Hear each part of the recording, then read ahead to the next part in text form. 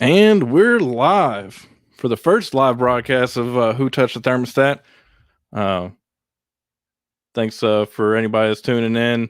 I know it's been a long time since I've done a video. A lot of different things have changed. I'm now located in Florida, so I've got a whole new random setup.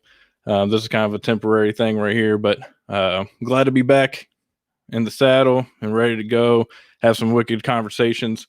Tonight, I have a good friend of mine, Sterling Reece, who's going to bring a wealth of knowledge and also probably a couple laughs. So I'm going to go ahead and bring him into the stream. Give me just a second here. Welcome, Sterling. How you doing? I'm doing pretty good, man. Can't complain, and if I did, nobody'd listen. So, how you doing? Good. How are you? Cheers to you. Yep. Cheers. So, we've been wanting to do this for months now, and one thing or another led to pushing things off here and there. So, I apologize. Appreciate you sticking around and kind of staying in the mix so that we can get this underway. But I don't even know where to start, man, because the last conversation I had was with Larry Sharp, and that was 4 months ago, which in this timeline is like an eternity. Eternity. And so many things have kind of come into fruition, things that we had seen coming down the road, but it actually has happened now. So I don't even know where to start, but I guess first you can go ahead and kind of introduce yourself. I know you, but some of the people watching, not this may be the first time that they've seen you. So that's probably the case for most people. I mean, there's a few I've been around liberty kind of movement stuff, if you want to call it that, for a long time. Co-founded the Libertarian Party Mises Caucus, but that's kind of almost an overstatement of what I did there. I was there early, but in terms of like actual contribution, there's a lot of people who did tons more than I did. And I've just been kind of kicking around. I've had a blog, I've had this, that, and the other thing, but it's always just kind of been something I picked up and put down. I've had a blog, I've had this, that, and the other thing, but yeah. So, sorry. I mean, I'm pretty much an unknown. So, well, I mean, tell us a little bit about what, as far as what you want to share, or whatever. What's kind of your background? So my background is I was raised by Reaganites in Idaho. Grew up kind of blue collar. Joined the military right out of high school. Did 14 years of that. I've been an oil field worker. I've been a machinist. I've been a mechanic. I've got a little college under my belt, but I'm pretty much a blue collar guy through and through. And pretty much grown up, lived in Trump country, if you want to call it that, my entire life. So I kind of know what they're all about. And, so it's just kind of like what guides me. And like, I guess I would say, like, culturally, I'm probably conservative, but politically, obviously not. And that's just kind of who I am. So I just want to let everybody know Sterling's a great guy. We were introduced to each other through some fellow libertarians and some other liberty movement folks, and we've had a blast, kind of having little chit chats and stuff about life day to day. So definitely thought it'd be fun to have you on, and I guess we'll go ahead and kick it off and just hit the big target is the Rittenhouse case. So obviously this is a absolute shit show, but everybody has their opinions, and everybody thinks they know what's going on, and there's a lot of people I think that are coming around that first took the mainstream media's points and ran with them, and now that they're seeing the trial, they're like, oh wait, like all the stuff that I thought I knew, I didn't know. None of this stuff is Yeah. actually real. Yeah, like what was her name? Anna Kasparian from the Young Turks. Oh my Just goodness. came out When I saw that, yesterday or the day before. yeah, Just like, oh, I thought I knew what was going on. I had no idea. yeah, And there's been a few other people, high profile individuals that you've seen who maybe they just casually observed it or whatever, and once they started watching the trial, they're like, "Oh my god, I didn't know anything." yeah. And The Anna Kasparian deal blew my socks off whenever I saw it. It was one of those things I had to like go back and look and be like, "Hold on, wait a second. Is this like a parody page? Like, am I reading real? yeah, like a real coverage?" well, it's great. It's crazy to see that stuff because I mean, dude, it takes a lot to just admit that. Especially I can't even imagine. Like, she's probably got hundreds of thousands of followers. Like, I mean, she's out there. Is like a lot of people are getting their news from her. To just come out and say like, I was wrong, like, and people have tried to downplay it and say like, oh, she's doing like legal defense and all this sort of stuff, and this like, there's might be some truth to that, but it like still like there's a lot of people.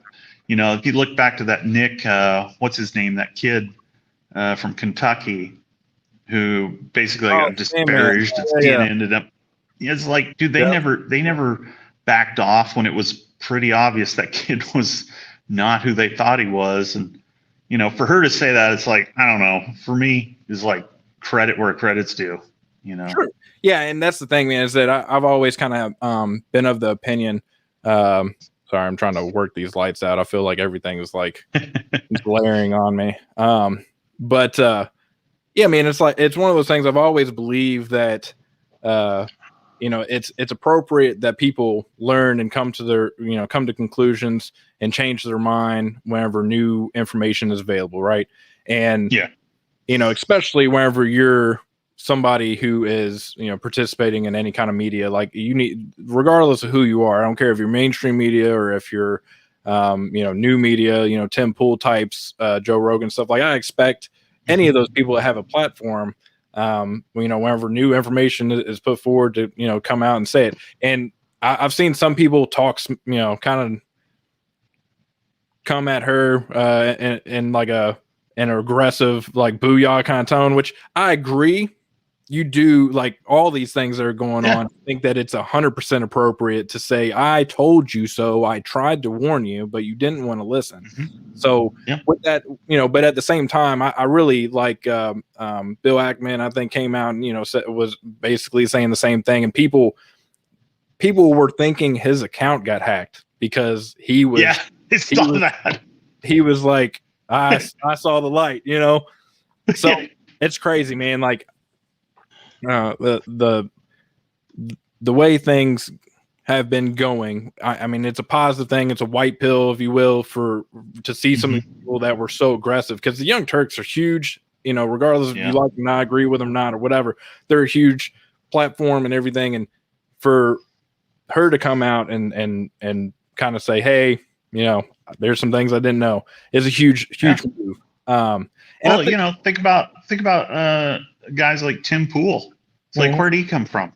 He was an Occupy Wall Street guy, right? He was a lefty, and it's like he saw the light, I mean, he's not like full libertarian or whatever, but it's like, I mean, the guy's at least like started thinking for himself, like, whoa, like, I'm kind of being lied to here.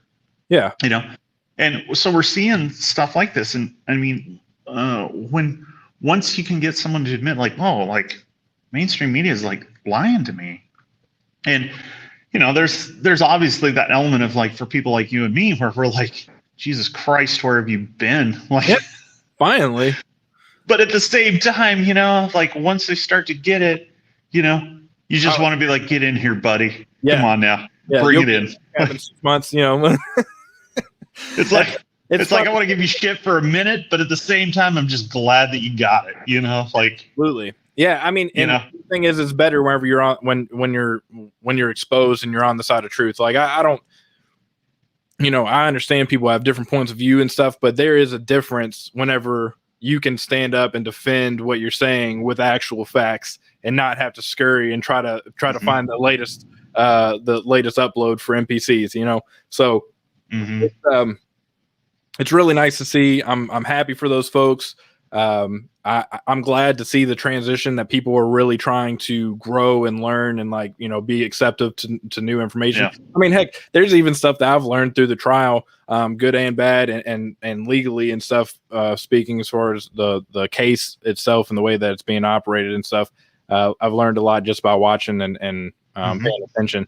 But you know, one thing that I wanted to touch on is your absolute undying love for Black Rifle Coffee. Can you dive into how you came to love Black Rifle Coffee so much?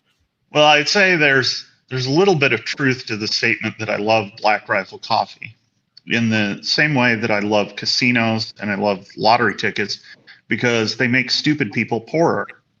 So in a free market, people who are good with money will accumulate it, and people who are bad with money will lose it. And so what Black Rifle Coffee does is it moves money away from dumb people, and it gives it, so it makes a few people richer, you know, Evan Hafer and his ilk. Yeah. But it makes a whole lot of people a little bit poorer, which really gives them less purchasing power and less power to, like, sort of harm the world, as it were.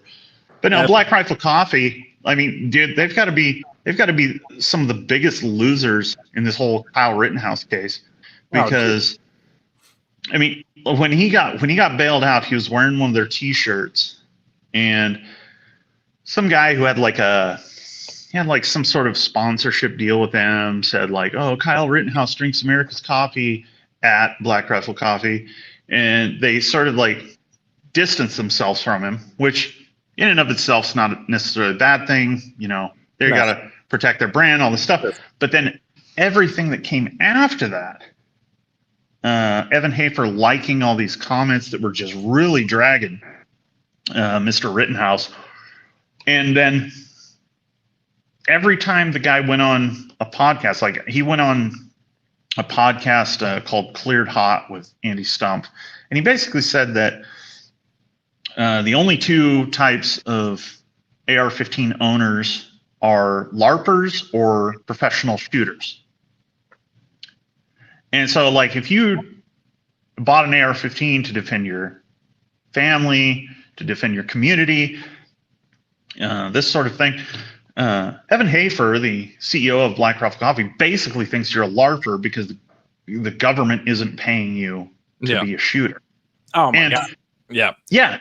And like every time this guy gets in front of a microphone, he just makes things worse from a Second Amendment, you know, gun loving perspective, you know, and it just made me think. I remember listening to that episode and I thought, like, well, you're the CEO of a coffee company, you know, you're no longer employed by the government. So does that make you a LARPer? Because, you know, these AR-15s now for him are essentially a prop. They're a marketing gimmick. Yeah. You know, he doesn't, the CEOs of coffee companies don't need AR-15s to protect themselves in most situations. So what the fuck does that make him? You know, and I mean, and then the New York Times article is shitting on Trump supporters and, you know, I mean, the dude's like a center left empty vessel as far as knowledge is concerned. Which was another funny thing about the Andy Stump interview, where he basically called himself a knuckle dragger and I don't know why anybody's listening to me. I'm such a dumbass. It's like, well, dude, like, you know, if you've been on this earth for a while, if you're a dumbass, just know that when you say things, a lot of them are going to be dumb. And so people are going to say, like, hey, you're kind of a dumbass for saying that. So, well, it's just, you know, it's funny to me because he said, Evan Hafer said, in one of the comments, he said that he would pay people to stop buying his coffee if they supported Rittenhouse. You have to be, at this point, I can't believe, like, I don't even know where I would go in that case. Like, do you come out and make a statement and admit that you're wrong? No, he won't. But at the same time, like, you really should. You really should come out and be like, you know what, everybody, you know, I mean, if old girl from Young Turks can come out and say it, Can't right? if you come out and say it seriously, like Right? wrong. And I will say this: so some freaking lefty news anchor has more balls than a freaking former special forces soldier. What right, is what that? the hell is that? So the thing is, I was reading, I came across some garbage on Twitter, which is pretty much all that Twitter produces. What? But I was sitting there and let me see if I can find it real quick because it was epically funny. It came from somebody that was claiming to be somebody that did something in the service at one point in time, maybe. But Oh yeah, it was. I think I saw this one. So let me see if I can get it pulled up because I would like to read it because I would like to touch on a couple points. I wish I would have had it pulled up before I started doing this, but hey, live and you learn. So I mean, the gist of it, before I get to it, the gist of it is that he kind of made this argument that, I don't know if I'm going to be able to find it. So he basically made this argument that,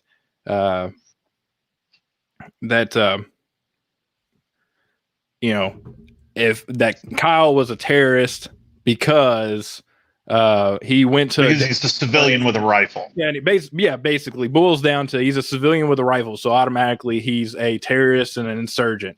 And it was like, dude, like the one thing that I've said for years now is that there's two threats in the oath to become a military personnel in the United States of America, and it's to defend the Constitution against foreign and domestic threats. And I don't understand why it's so easy to forget the domestic threats, which I know why. I understand why. I've learned the ways. I know what's going on, but you can't ignore the threats. And whenever it comes down to it, however you want to paint it, there's politicians that are threats, there's corporations that are threats, and there's obviously rioters that are threats. If these people are coming in and burning down your cities, it's not at this point. It's no longer, I'm 100% for peaceful protest. 100%. I love, that's obviously that's the reason why the second even exists, to protect the first. I want you to get out and speak about what. Well, and not only that,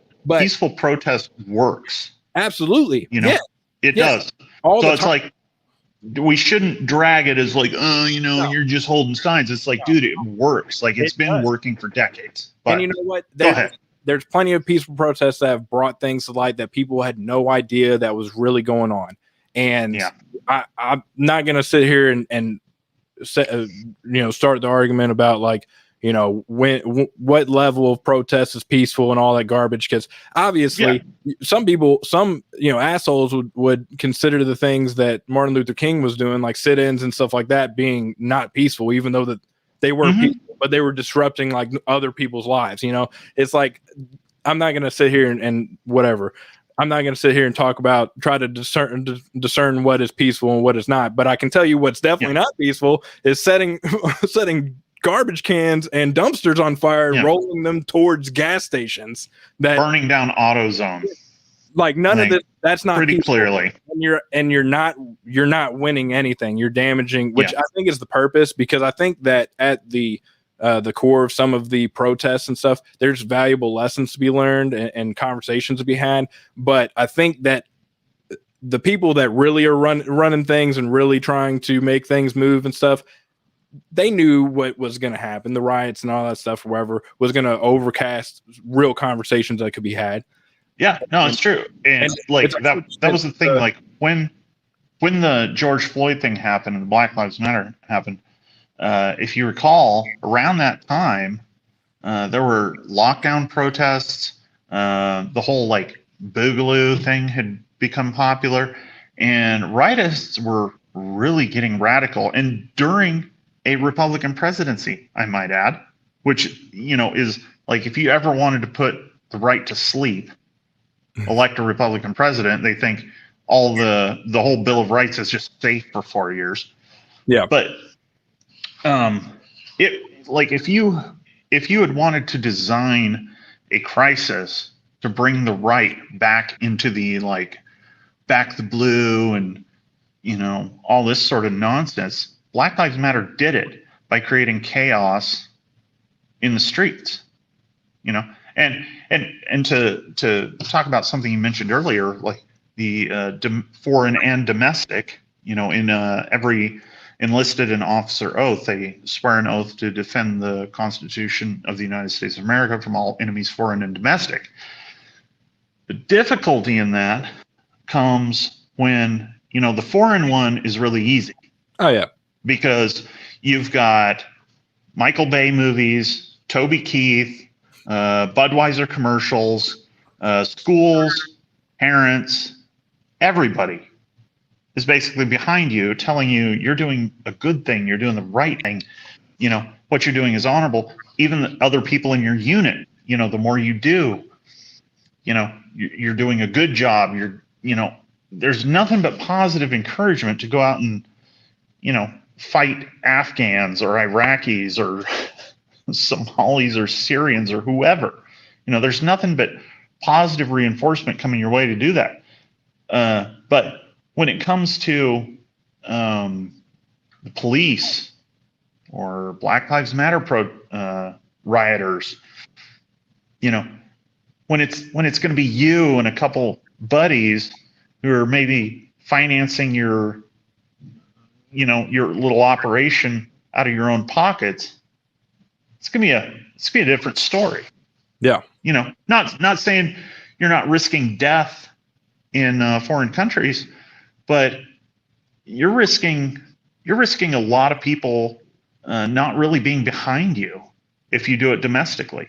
yeah. You know, I mean, if you talk about civil asset forfeiture being committed by the police in this country, clear violation of the Constitution. Yep. You know.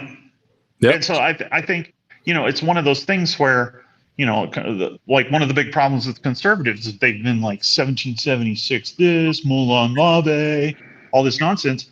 So what happens when they do Moulin Labe? And they come and take it. And they're like, yeah, we're going to take that shit. What's up? Well, you kind of have three choices at that point. You can either do what is implied by Moulin Labe. You can just be like, oh, you know what? Actually, I was a bitch and I didn't really mean Moulin Labe, except in the most literal sense. Yeah. Or three, you could just deny, like, they didn't actually take my guns. Yeah. That didn't happen. Yeah. You know, and I think that's what a lot of conservatives and libertarians do is they try to just deny that it's even happening, because that basically absolves them of the responsibility to make good on the talk. Right. That they've been talking for decades. You know? Yeah. And you know, it's funny, man, because like as I've you know, educated myself more and grown with the liberty movement and stuff, I've you know, it really is hilarious to me whenever I see the Punisher skulls and the Blue Lives, you know, Matter cross together, and then they have, you know, don't tread on me Gadsden flag over on the other corner, and then, you know, it's like, do you not understand how all these things cancel out? And at the end of the day, whenever I have conversations with people, I'm like, look, I'm not somebody that's, you know, running around and yelling ACAB and like hating on every police officer every day, all day. And I think that that's actually a very important thing that I was going to kind of touch on, because it's a very interesting thing that goes through my mind all the time. But yeah, looking at all this, I'm like, do you not realize that all these things are enforced by the same people? And it's regardless of where you stand, like, you're being affected. And if you're not right now, you will be. You're just signing somebody else up to be affected right now. So, but the point that I was going to make is, in all these different situations, all these different shootings, these high profile cases and stuff, I think it's really telling about how our society works and functions mentally, is that all these people jump into these like mob mentalities of all police do this, or, you know, it's like the stupid Dylan Roof kid that they stopped and got him, you know, McDonald's or something like that on the way. And it's like, it never happened. It wasn't a white kid or whatever. But, you know, the thing is that those cops in that town doing their job is going to operate on a different level than, say, a Detroit police officer versus a, you know, small town sheriff in Idaho versus down here in Florida, the little town that I'm in. Like literally, bro, like there's no real crime. So there's cops everywhere just sitting basically waiting for you to speed, man, because like there's not really anything else that they have to do. And so those people, whatever, they may have quote unquote good training and stuff, but they don't ever use it. So they're gonna, if they come across a crazy situation, like an active shooter or whatever, they may not operate the same way as a place that is used to dealing with issues like that, or at least like people that are armed. Like the cops around here. Not to say that they don't see it, but the frequency is much lower. So the way that they operate here versus there, wherever, it's just so silly to me that people are like, why couldn't they do that here? And it's like, dude, standard operating procedures in any business company. It's like if you work for a machinist. They're similar.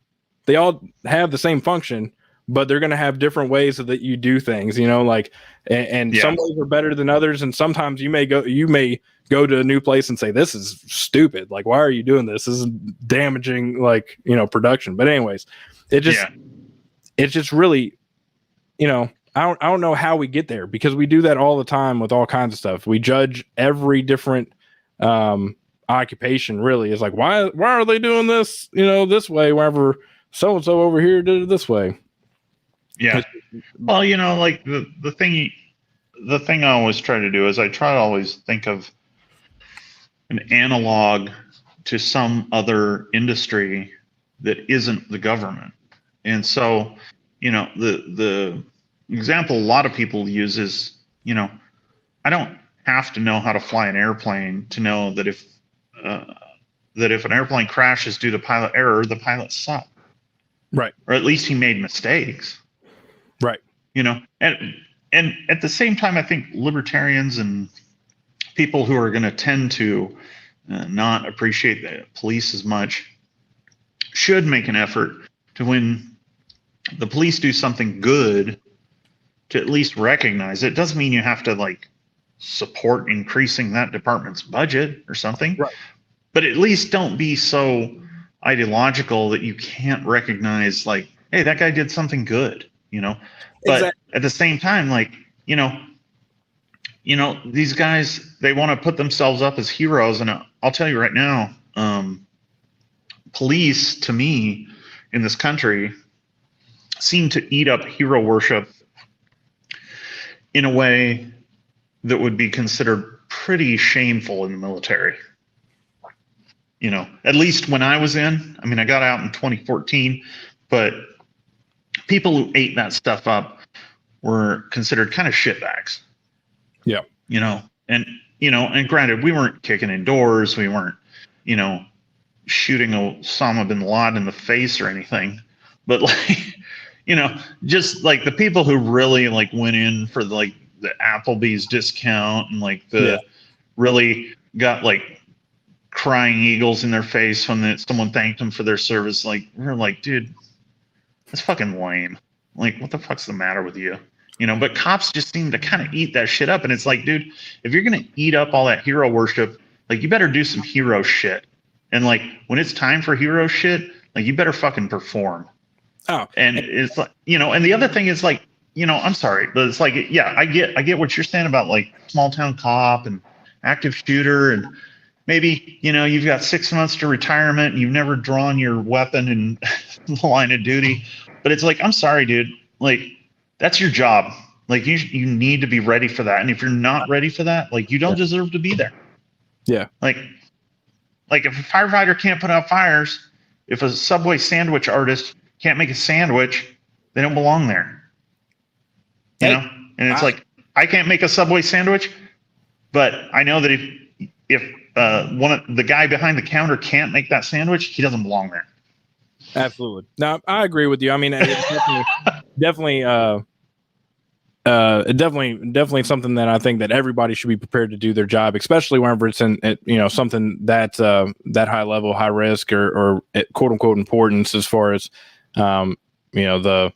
the idea of protect and serve, which I say idea on purpose, but it's one of those things that Yeah, I agree with you. I think that everybody should be ready to go, but it's and on the flip side of it, man, like which on this topic, so talking about being a hero. So there's been all these last year. There's all the stuff going down with Antifa and whatnot, and there's all these mayors and stuff that were telling the police to stand down and just kind of like stand by. And there's very few, but you'd hear some little stories about people walking away from departments and saying like they weren't gonna just stand there and do nothing, and then you kind of trickle that down to other situations, and honestly them not doing their job is the reason, which is something we've kind of talked about, is that it's the reason why people like Kyle was out in Kenosha.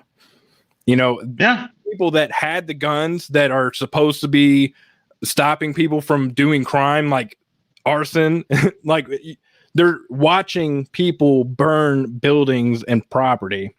And throughout this case, they're like, you can't use deadly force to defend property, which I think is absolute bullshit anyways, because I was kind of going through it with somebody. I said, if somebody came to your business and set it on fire, and your first course of handling that situation was to walk outside and get your water hose and start dousing that fire, trying to put it out, that's your first action of defense. Okay. So you're already defending your property. Nobody's going to bring charges against you for putting water on that fire to stop that. Right. So don't tell me that you can't defend your property, because the escalation of that is that if the person that set your building on fire walks away and keeps going, obviously you can't hop in your truck and go hunt them down. You know what I'm saying? That's correct. That's a different story. But if he turns around and says, "Hey, what are you doing?" and you're like, "Hey, I'm putting this fire out that you tried to set my building to," and they come at you and they try to attack you or throw a Molotov cocktail or something to set you on fire, and then you draw and you gun them down, guess what? You just defended your property, because that was the steps of escalation and defense. Okay. Because anytime they tell you, like whenever you go and take any kind of basics firearms class, like they talk about escalation of force. Like I can't, if an old granny comes up and steals a piece of, gum out of my pocket, I can't just draw and shoot her. You know what I'm saying? So, but if Granny pulls out brass knuckles and wants to start anyways, it's not just no, but the thing is that there is a proper escalation of force, and there's also recognizing that an old lady, even if she has brass knuckles, most likely she's not going to be a threat to the level of me using deadly force, right? I mean, every situation is different. I want to say that specifically just in case some ex MMA grandma comes out and tries to beat my ass one night, because there is a difference. No, that's but it's absolutely true. But if you're trying to put a fire out of your building, your property, and they're preventing you from doing so by force, you meet that completely reasonable. And people, making the argument like, well, it wasn't his property or whatever. And it's like, look, and especially libertarians that are arguing this, get out now. No, dude, I know. Yeah, I agree.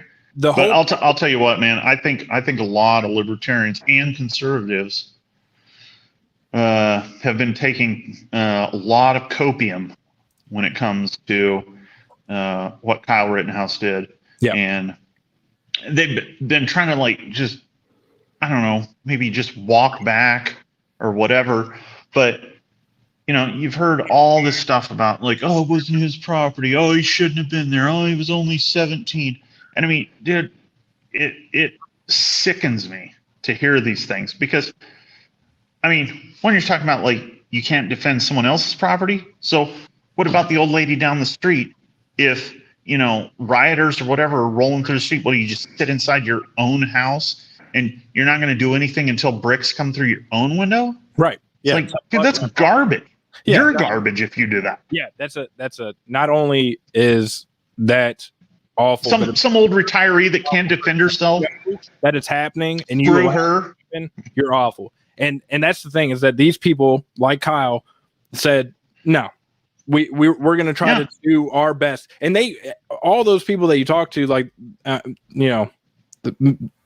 there may be some that were being ridiculous, but let's just, like, Kyle and the people that like Richard McGinnis talked to and stuff, like, those people all said that they were there just to try to keep the peace and to watch over some of these businesses and stuff and put out some fires. And they weren't antagonizing people, they weren't trying to fight people. Anytime that people were trying to pick fights with them, they were just kind of like waving them off and walking along. It's on video, it's showing that they weren't there to just, because honestly, man, like, today or yesterday they were talking about it, and it's like, Kyle, if he was just there to cause mayhem, he could have dumped a mag right then and there the first time, easily. Just started spraying, but he didn't do it. And I mean, he still had rounds in the mag whenever he got done, getting away from everybody and getting to the police line. So it shows that he was being peaceful, because if he wanted to, he could have, anybody, not legally necessarily, but anybody within range, he, like, within the walking distance of him right there, he could have acted like he feared for his life, but he made very good, lucky for him, decisions on who he engaged whenever they engaged him, and how he engaged them too. Yeah. And I mean, like if I mean, I'm no expert, like I've been a gun owner, a gun carrier for a long, long time. And so I've educated myself quite a bit on it. But I mean, if you're talking about how to perform in a self-defense scenario, I mean, if you just look at the engagement with Gage Grosskreutz, where Grosskreutz has the gun up, Rittenhouse has his gun up, pointed at it. Grosskreutz drops or raises his hands in a surrender position. Rittenhouse lowers the gun, points it away from him. Yep. Grosskreutz brings the gun back up to bear on him, and he gets shot. Dude, it's damn near Texas. I mean, that's... Yeah. Yeah, I mean, it is. And for a 17-year-old. And just while we're talking about Gage, I just want to say, very unpopular opinion, I'm sure, because everybody likes to just dogpile in one direction. But just for clarity, I don't care that Grosskreutz had a gun. I don't care. Not even a little bit. I don't care that he had one and he was a felon. I don't care. I think everybody should have the right to defend themselves. Everybody makes their own decisions. And at the end of the day, if you make a bad decision and you go to attack somebody and you get shot, them's the breaks. So at the end of the day, I don't care who you are. I know plenty of people that are nonviolent felons. I know people that are violent felons that have families now. Yeah. And I want them to be able to protect their little boys, their little girls, their wife, their homestead that they've built for themselves. I don't care that Gage had a gun. 100%. And I think that's important to say for fairness sake, because regardless if I agree with, his point of view of the events, because I don't, but I do believe that he has the right to be armed. Okay. And honestly, correct. Any of those, but it's pretty obvious that he was intending to do harm. No, I don't doubt that at all. I mean, he obviously, and he's kind of come through and said it in different ways, by kind of insinuating that, he was saying that he was looking to help him, but then whenever he saw the last two shots, then he was like, oh, like it was one of those like that's a dude moments, but that dude's flying out of his ass. Yeah. So, but like you said, he raised his hands. Kyle said, all right, no longer a threat. He dropped his hands. All right, threat engaged. You know what I'm saying? And then he neutralized the threat, and he got up and he continued to retreat, which, dude, I'm appalled by people, which I guess people that don't understand how things operate, and how, how firearms operate and how you should really engage in situations. Like, obviously most people will go throughout their life without ever being in a firefight, but I think it's very important that people understand the dynamics, and understand the escalation of force. Okay. But beyond that, man, like I don't know, where things will go from here. I mean, obviously we're waiting for the verdict on that case. But I hope people realize, especially people on the right that are still doing their whole little like, well, he shouldn't have been out there and whatever. Do you understand that this court case is really the determination of if you have the right to self-defense. Yeah. Like if he gets found guilty, it would definitely suit the state's purpose of throwing cold water on it's going to get people's confidence in defending themselves. It's already a sketchy situation, bro, because like I've read tons of stories that I'm like, how did people, and honestly, you can watch any of the ads for the carry insurance and stuff, like all those stories are like, man, how did you get in trouble for this? This is clear self-defense. But anyways, yeah, I mean, this but case, no, like speaking to the, he shouldn't have been there, I think that in itself might be one of the arguments that just makes me the sickest, because if you don't want 17-year-olds out there doing your work for you, go do it. Oh, absolutely. Yep. I mean, this is Wisconsin. I know that within a mile of Kyle Rittenhouse at that moment, there were probably 10,000 dudes. I'll guarantee it. Who could have been out there, but they weren't. And how many of them were sitting there in their grunt style shirts talking trash on Twitter about how we got all the guns? How many of them have Punisher skulls on their pickup trucks? Yeah. Like, dude, that's chicken shit behavior. Oh, you shouldn't have been there. Yeah, you know what? Maybe that's right, because you should have been there, motherfucker. Yeah. And are you 20-something, 30-something, 40-something, ex-military, ex-cop? You should have been there. They were probably sitting there retweeting or sharing on Facebook a meme that says, if I showed up in a van and said, let's go do some goon shit, what would you do? Yeah. And they're like, exactly. Totally be in on that. And it's like, okay, bro, like when it comes down to just going and trying to defend other people's livelihoods, like you're at home. And luckily I wasn't affected at the time where I lived. It didn't even really come close to me.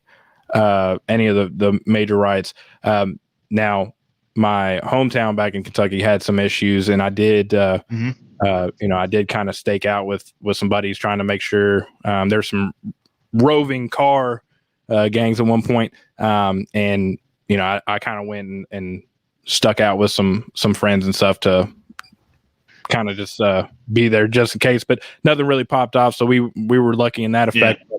At the same time, man, like there is so many people out here that claim to be about that life, but like I said, there's probably people out there that they have their excuses and they're honestly, it's coming from a place of luxury. Some of these folks that just want to sit on their couch and talk shit, whatever. And I mean, I get it. I'm from Idaho, so when BLM came to our town, there were like 30 of them, but we still went out there and we still told them, like, dude, we're not even here to counter protest you. Like, we're not going to sit here and wave signs and yell back at you and all this stuff, but you're not going to do anything but protest. Yeah. Like, if you think you're going to throw some bricks or some Molotov cocktails, you have another thing coming. Then it's a whole different issue. Which is, and we just told him, like, look, we're going to stand over here. We were like 100 yards away from him, and we just stood there. But that was it. And so it's like we didn't really have to be tested to the degree that like Mr. Rittenhouse was. So it's like we can't say that, oh yeah, if they had done this, we'd have done that. No, we don't know that. Like we could have ran home and wet our pants, and who knows? You know? But good for you, and good for the BLM protesters that came there, did their business, and everybody just left. Just like it's all peaceful, it's all fine. It should be, man. Like I'm 100%. Like I'll say it a million times from the rooftops, mountaintops. Like I want these discussions to happen, but in order for those to happen, like all the other stuff that's overcasting and casting a black cloud on the whole situation needs to be nipped in the bud. And just is what it is. Now we've talked a lot about Rittenhouse and stuff, but let's kind of switch gears for a second and talk about POTUS Poopy Pants and all the shenanigans he's up to. First of all, why is it that the FBI is involved in finding Ashley Biden's diary with James O'Keefe. Like, what is that even about? Like, why is the FBI involved in that? It's a diary. Like, because like from what I've heard, I know it might expose the sitting president of the United States as a pedophile. Yep. And I've heard the stories, and so like it makes sense that if you're the hired goon of the mob boss and something's about to come out that makes him look like a really big piece of shit, you're gonna try to stop it. So just a little thing for people to think about is that the one of the highest levels of law enforcement in the United States is investigating a woman's diary. Okay, just think about that for a second, and then go look at your pay stub and think about what your net versus gross is real quick, and cry. Go ahead and cry about it, because that's what's happening. And honestly, yeah. Don't forget. Like when you realize that the FBI is attempting to prevent the president from being outed as a pedophile. Remember that you're funding that investigation. Yeah, good for you. So, yep. So it's but this is my favorite thing about conservatives, by the way, is they'll be all in on like adrenochrome and the FBI is defending the presidents from accusation of being pedophile, and that's why we need term limits. Yeah, term limits. That's gonna and a flat tax, because I mean we can't just like cut off the evil rapist pedophiles completely. Like they need to get some funding. Yeah. Well, I mean, I will say that there are some people that I came across that really surprised me that think that evil people, disgusting people like pedophiles deserve a chance. Like they're just misunderstood. Yeah. Okay. Guess what? There's a few different things I have to say about that. But beyond that, let it fly, man. Dude, like, well, I'm just trying not to get. This is my first video back in, whatever 4 or 5 months. So I'm trying to stay on YouTube for at least a week or two before then. Okay.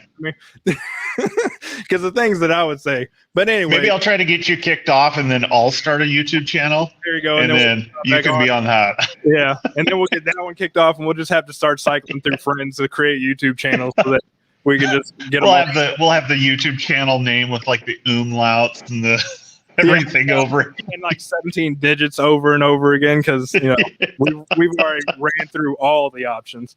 But no, so I mean, right now, dude, like, I think it's a very interesting time because I was always registered independent until a few years ago, whenever I finally registered libertarian and jumped headfirst into the Mises Caucus and started mingling with some of those folks. But I was always raised in like a Christian conservative household, and so was I. So a lot of the people that I associated with and stuff or whatever, are kind of the same ilk. And, it's very interesting as I'm, learning more libertarian theory and like understanding how things really should work and like what real liberty is. And then you turn around and you look back at some of those folks that are from life past, and they are they're looking at the mandates and stuff coming forward, and it's a very interesting thing to watch because there is a lot of conservatives that are very authoritarian. Like they're like, okay, I hate Joe Biden, but love, like OSHA's good. OSHA is a good thing. Like they protect me at work and make sure that I have a proper chair for ergonomic sitability whenever I'm tapping on my computer. It's like, bro, like, me, I've talked about it, like cancel it all, just shut it down all, abolish it. I don't care. We can figure it out. The private market can figure it out. So at the end of the day, man. Well, and these same people disobey OSHA rules all the time at work because they're inconvenient and they get in the way of being productive.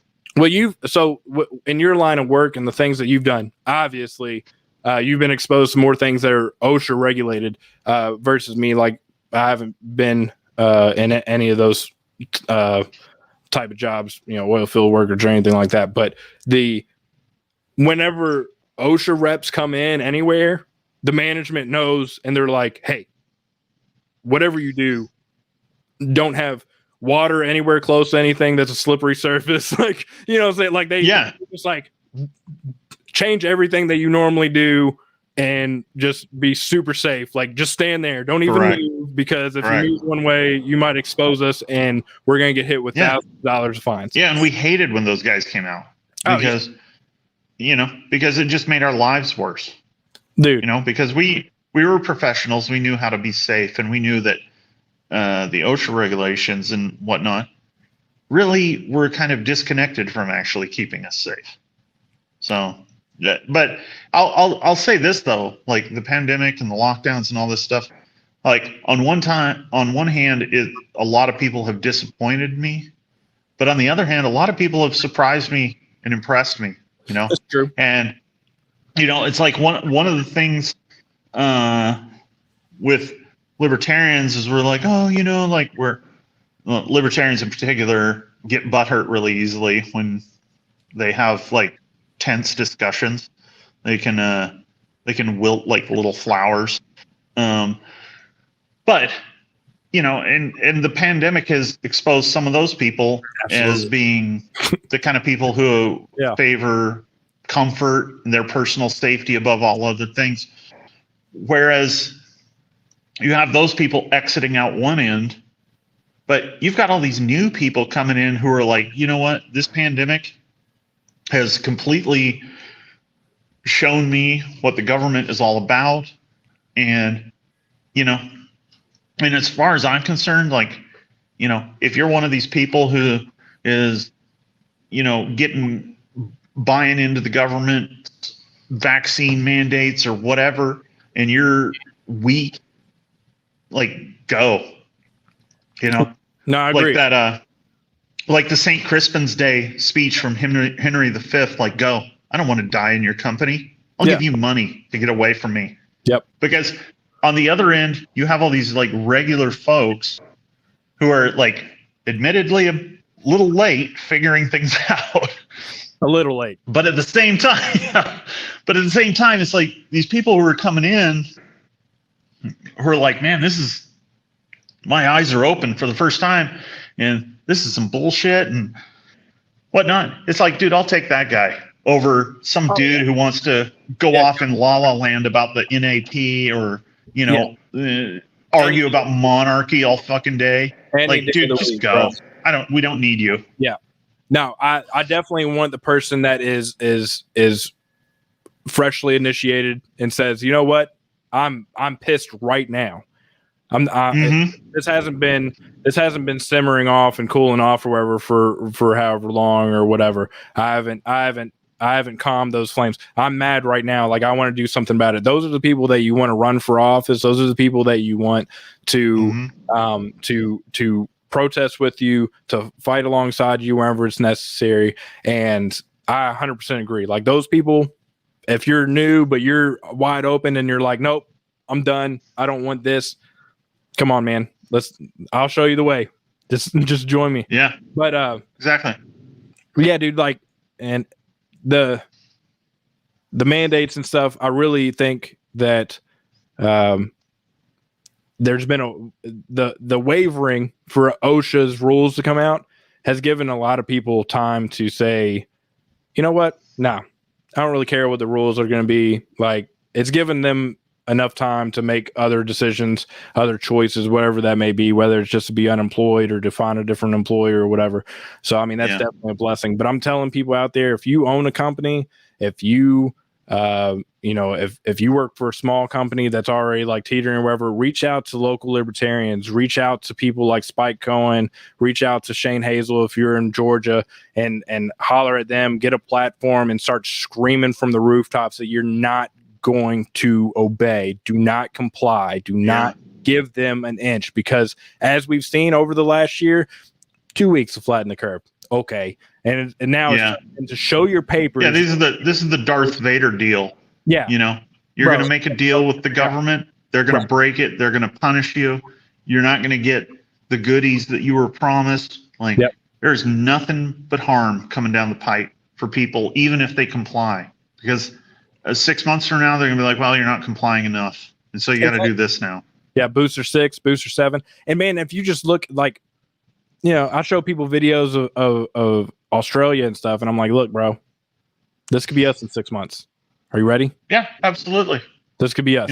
And like, if you look at it from a business standpoint, like what they're looking at doing is the equivalent of like, they're going to basically have or more your potential labor pool. So that's going to hurt you. Yep. And they're going to be looking at doing the same thing to your customer base. Which, whether it's a grocery store or a barber shop or whatever. If I had brought like this up, they're going to basically try to force you to disassociate with more than half of your customer base and more than half of your potential labor pool. Yeah. It's like, dude, like no amount of handouts or bailouts or whatever are going to make up for that. Like, you're going to get crushed, and then BlackRock is going to buy you out. Yep. And that's the thing, is like a year and a half ago, whatever, we could make some of these arguments and people would be like, you're out of your damn mind. But now that you have the advantage of hindsight, look around, I know. Go downtown, go look at places that you used to go eat, used to shop. They're all shut down, and there's more places that are coming. And I'm telling you that all this is a huge squeeze on small business and local business. And if you think I'm kidding, look around, because like say, hey, honey, we want to go out and get something to eat. And you're like, I'd really like to go to that little taco restaurant that we used to go to. And guess what? No longer there. Oh, let's go get some fresh donuts at the local bakery. Guess what? It's not there. You got to go to Dunkin' or wherever. You know what I'm saying? And so at the end of the day, and that's the whole plan. This is another step to squeeze out who's left, because so many people, especially mom and pop places, I don't care how many times you have Uber Eats or whatever, like these small towns, like it took forever in the little town I was living in Kentucky, and it's not little by technically, okay? It was little compared to Louisville, which is where I grew up, but in comparison, it was small. Dude, when I first moved there, this is how silly it is. I dropped the U-Haul off, and it was like 2:00 in the morning, and my wife was at home with her daughter, and turned around, and I'm like, oh, snap. I can't catch an Uber or a Lyft back home. There is none. Yeah. There wasn't one. So I had to call some sketchy cab that was falling apart to pick me up. And I was thankful to make it home alive. But anyways, beyond that, like, it's just interesting because people have an attention span of a squirrel. So, the cycle keeps turning, right? And just take a second to sit back and go, holy crap, like they were squeezing small businesses then, they're squeezing them again. And places that I once used to frequent or love whenever I was a kid or growing up are a thing of the past. They're decaying, rotting into the ground. So I don't know, man. It's a wild world out there. Well, I think they've overplayed their hand personally. Yeah. I think they've started swinging for the fences. I think they forgot how to be a successful mafia. I think they've lost the plot. Yep. And I really do think that the whole pandemic was basically an attempt at a corporate takeover, because if you want to talk about controlling how people act, you don't have to do it through the jackboot. You can do it because you're fired. Yep. You didn't do what we said. And who's going to be the most compliant and the most who's going to be the most compliant when it comes to all that sort of stuff? It's going to be your big corporations. And so what should you do? Crush the small businesses so they can be bought out by investment firms for pennies on the dollar. And so that the mom and pop pizza store on the corner can become a Pizza Hut, and you're going to get the vaccine. You're going to do this and that. We're going to monitor your Twitter or, whatever they're going to do. And so if you want to talk about a way to enforce compliance, Yep. You know, Well, think about it, man. So the hundred, you don't need the Gestapo. the hundred, Just the do that hundred, and you're fired.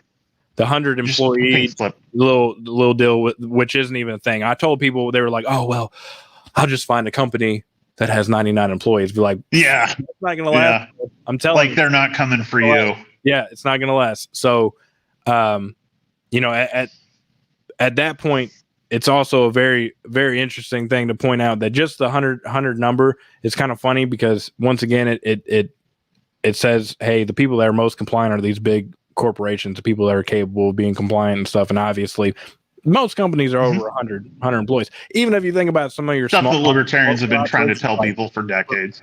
Yeah. So, but anyways, yeah. So, I mean, we're just kind of sitting, watching and waiting and seeing how people react. I really hope. What is it? December 4th is kind of the cutoff for most people to be able to get the whatever to be able to qualify or whatever. So we'll be watching. We'll be watching and seeing what all these companies decide to do and what people decide to do. And you know, I think it's important people know that there is strength in numbers and there are numbers. I'm telling you. Yeah. I'm telling you. I'm seeing it. We've already seen that with the airlines. Yeah. The airlines, that's they're suffering.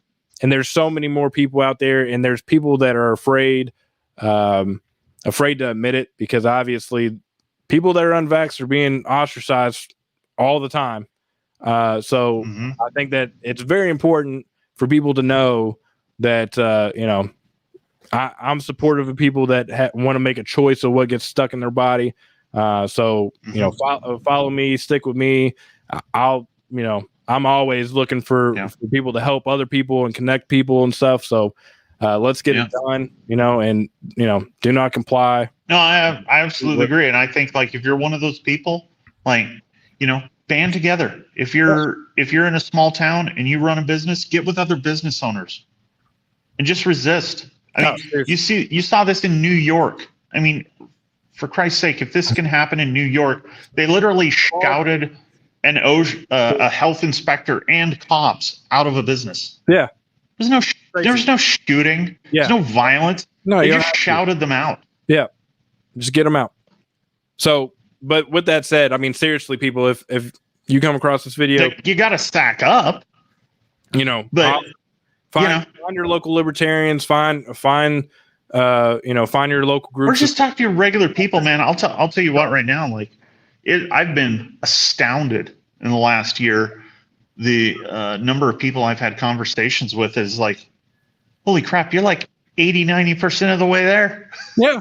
No, there's tons of people, man, that don't know, that aren't active. And it's cool, man, because honestly, I can tell you that being involved in politics and even on the backside of things, just like, Dylan, being part of a party and like going to, functions, meetings and having conversations about political strategy and stuff, wherever with people, it's definitely exhausting. So it's not for everybody. And, people don't want to get involved that deep into the political process, which is 100% cool, but definitely people need to start aligning with folks that actually believe the way that they do. And I think that people have fallen for the duopoly gimmick and, believe all these things that they think Republicans stand for, but honestly, they don't.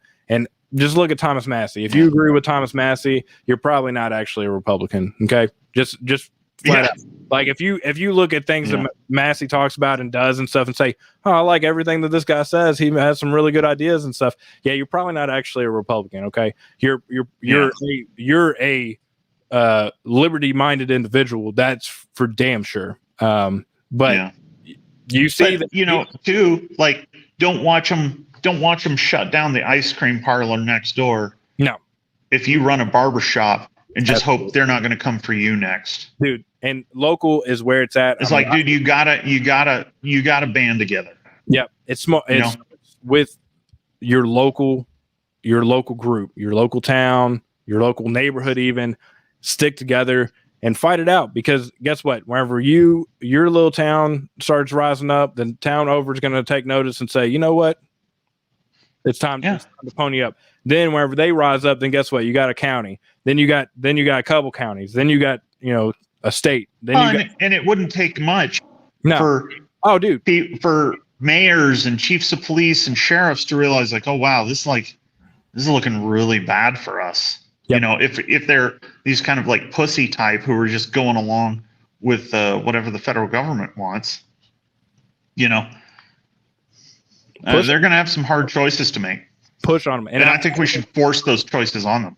Oh, absolutely. And one of my biggest things, and I haven't done it here yet, just because I've been trying to get all my other ducks in a row. But one of my things is anytime that I move and I have a new sheriff, it's the first person I contact. It's the first person I can say, hey, where are you at? What are we doing?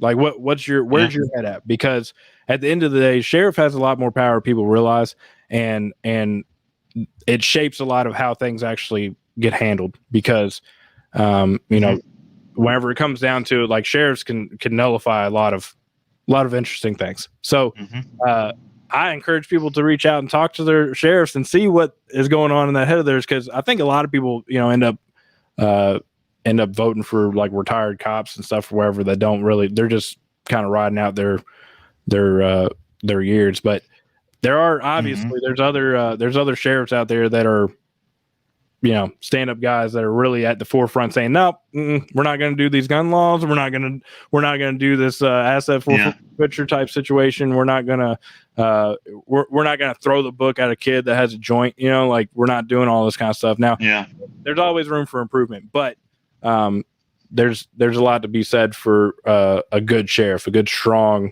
liberty-minded sheriff. So, and not one just who pays just lip service to the Constitution or personal freedom and all this stuff, but someone who actually makes good on that. Well, but like that one sheriff, I think it was in Hillsborough County, up the Tampa area. I think it was that whenever there was a whole bunch of rioting happened, and it kind of leaked into some of the neighborhoods and led to some burglaries and break-ins and stuff.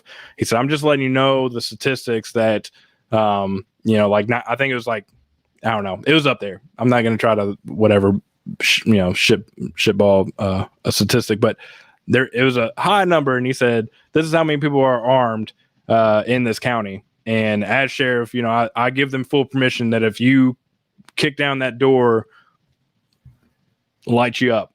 Like, that's the end of the story. Like, if you're gonna start this nonsense and whatever, like, all these people have the right to defend themselves and their home. So go ahead, step in, break that threshold, and you know, mess around, find out. But well, we've been chatting for about an hour, man. You doing good? You got things to do? Where are we at? I'm good. I mean, I got to get back to my family here pretty quick, but ridiculous. No, I understand, man. We should do this again soon, though. Oh yeah, bro. Anytime, man. I mean, now that I've kind of got this set up, obviously, I threw the lighting situation up the last minute, and I've been kind of. You just have me on until you can get better guests again, and then just drop me. Bro, hey man, hey, I'm telling you, no, I need to reach back out to I meant to get Josh Smith on. We had talked a while. He had kind of helped me out whenever I was trying to get some of my equipment stuff and whatever situated before. Nice. So I was like, all right, man. Well, we'll kind of trade He's out. a good dude. I'll come on there, you come on mine, that kind of thing. And nice. I really want to talk to Shane Hazel, man, because Shane's. I like him. You want to talk about fire, bro? That guy. I like that. I like Shane Hazel a lot. I tell you what, there's some people that can get up and like get you amped up, and Shane is definitely one of those people that just get you. It's like, man, yes, let's go. Let's go. Yeah, for sure, dude. He's got that fire, man. I love that dude. But yeah, we'll definitely have you on, man, and we'll continue to kind of touch base and stuff on some of these things that are going on, and you know, laugh at some folks and at the the expense of losers. But I appreciate you coming on, man, and hell yeah, dude. Get back to what's most important, the family there, and I'll talk to you later, man. All right, man. Take care. Take care, brother. All right, bye. All right, bye. Oh, it feels good. Feels good to be back. Things aren't perfect, obviously. It's kind of super low budget at the time, but I kind of threw it up last minute. Me and Sterling have been talking for a while about getting this getting this show done. So I finally made some time and carved some things out, and had some issues setting up the new streaming setup.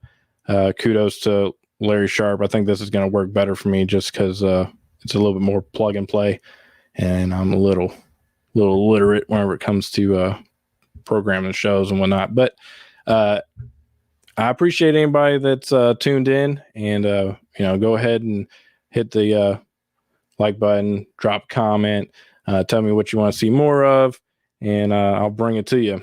But until then, in Liberty, thanks for tuning in for Who Touched the Thermostat. Good night.